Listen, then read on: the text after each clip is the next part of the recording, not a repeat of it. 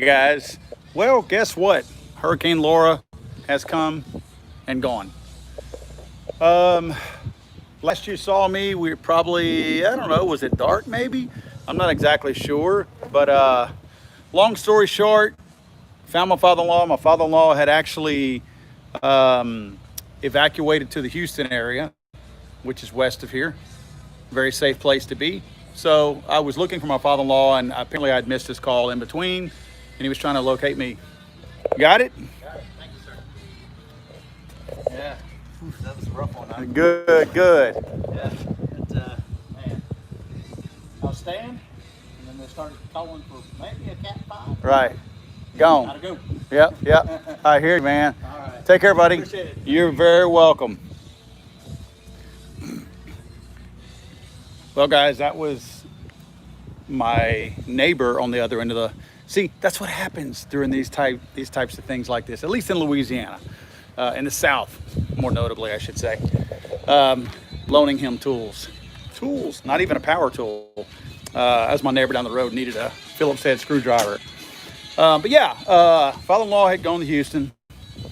I have some damage to show you guys. If you remember the live streams that I had, you will remember that I was putting up the wood. Looters will suffer. I have another message that I'm putting. I'm actually at the front of my neighborhood. As you can see, there's a major street right there called Country Club Road. And I'm gonna be putting a sign right there for the potential looters to heed a warning. But I want to show you something. I have not started cleaning up back here yet. I wanted you guys to see this before I cleaned anything up. Note all the shingles on the ground. Every roof in this neighborhood is missing shingles. Every one of them. Those are all the shingles that are missing. Back there. All along the backside over there. Remember there was a fence back there that I was staking up? It's gone. All shingles. From way back in that neighborhood, coming this way. The wind came this way. All these shingles came from my roof, went that way, and all of theirs came back this way. So, remember the trampoline? Remember somebody said you ought to put it in the pool, it'd be better? It hasn't moved one bit. Flip them upside down, put them like that. The wind cannot get underneath them. They're not going anywhere. My kids' jungle gym thing, whatever you want to call it, jumped the fence and it's in my neighbor's yard that way. I have some things that are missing completely. Well, you see my roof on my shop is almost completely gone.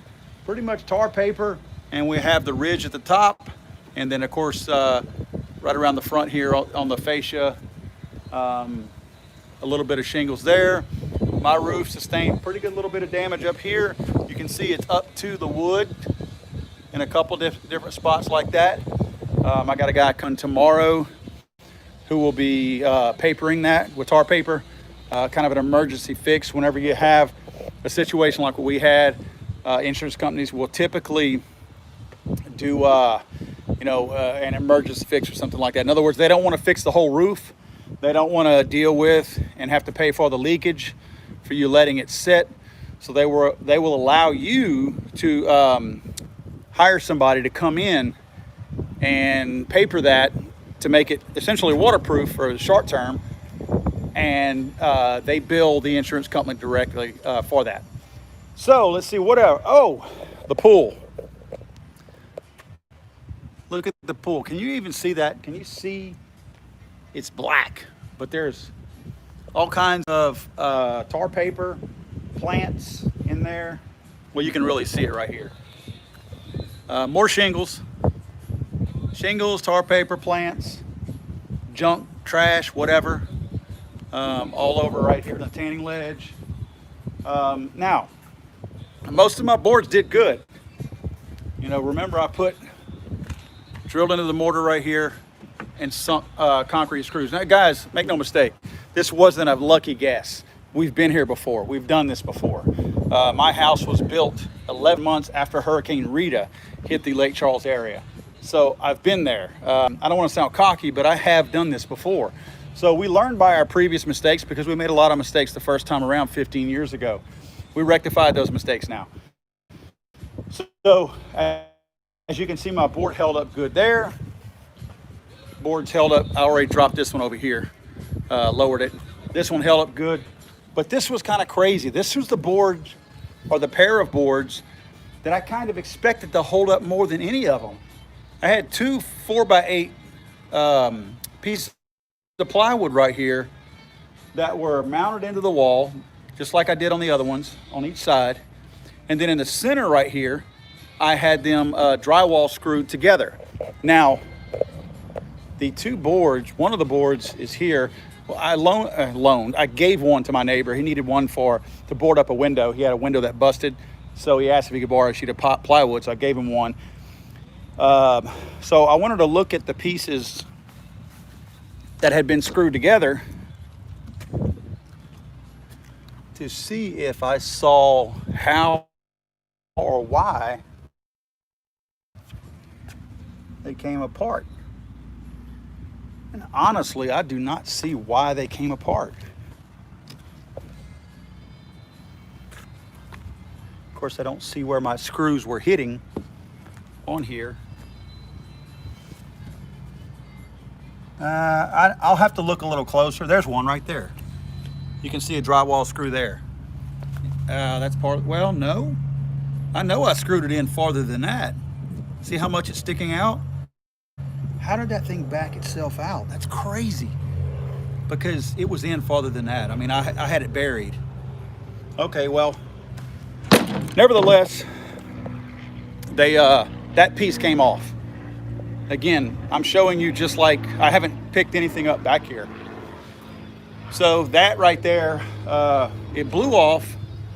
Crazy thing was, the debris continued to come and fly and hit my screen here, enough to where it tore my screen. And you can tell this was shingles up here, the black marks right there. And you can tell this was shingles right here, because it actually scratched the window. It hit so hard it scratched into the window. But did not break the glass. Go figure. Fences, down all the way around.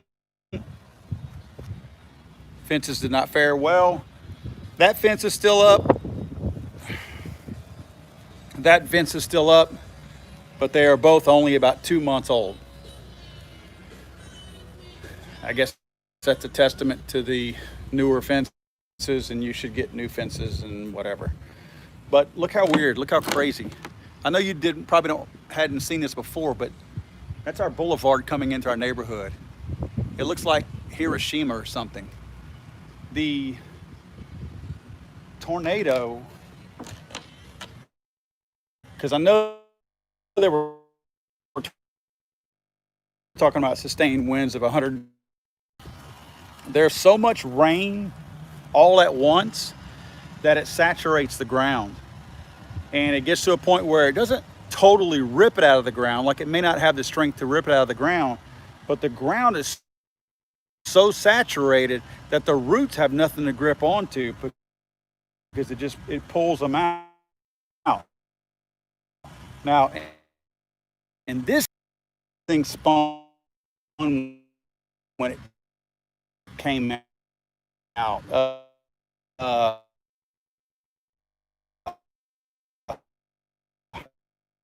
Part of the tree. Okay, it was not wet enough where it was doing its job. But once those winds came out of a different direction and it shoved the tree this way, it had been beaten back and fallen back so much this way that it loosened all that ground behind it, so that when it switched back and fell this way, it just boom, fell over. How do I know that? Well, when you understand these hurricanes and how they work. Again, this is the second one that we've dealt with here. It's actually the fourth one that we've dealt with, but the second one that did exactly what this one did, functioned in the exact same way. But guys, let me tell you something. Again, like I was saying earlier, this was not luck. This was preparation. As I try to say in a lot of my videos, prepare, prepare, prepare. Practice, practice, practice. Unfortunately, we've had more practice than I care to shake a stick at. We've gotten pretty good at this. We really have. I spent the day picking all the all the shingles up in the front yard, because believe me, that's a lot of shingles to pick up. And it was scattered all over the front yard. I moved all of these tree branches. Let me show you real quick. This entire front boulevard used to have these Bradford pears, which I absolutely hate, that were, let me see if I can walk without walk. Yeah, I'm gonna walk right into it. So, but look, there's I tried getting another oak tree to set also, and look, same thing. Root ball got so wet, it knocked it out too. But anyway, all these trees you see piled up around, well, not that one, but all these other trees you see piled up, they all came from that center little island, the boulevard right there. All in right there. So now we're going to be removing all of those. Anyway, that's it, guys. I seem upbeat because I'm happy. I have a home to come home to. There's nothing like, as I said in one of my posts, the anxiety that you experience whenever you're away from your home and these natural disasters are hammering your home, guys, where you live, where you rest your head, where you raise your children, where you make memories with your family. You know, this is my home. I built this house. My father-in-law and I built this house. We had somebody else black it in for us. We did all the woodwork. We did not do the sheetrock, but we did all the woodwork, period. And better like our neighbor, and we're going to be seeing an awful lot of our neighbors. Example of preparation actually works when you execute it the right way and stick to your plan. So I'm happy. Again, my yard looks like crap, but I'm happy overall because I got a place to lay my head at night.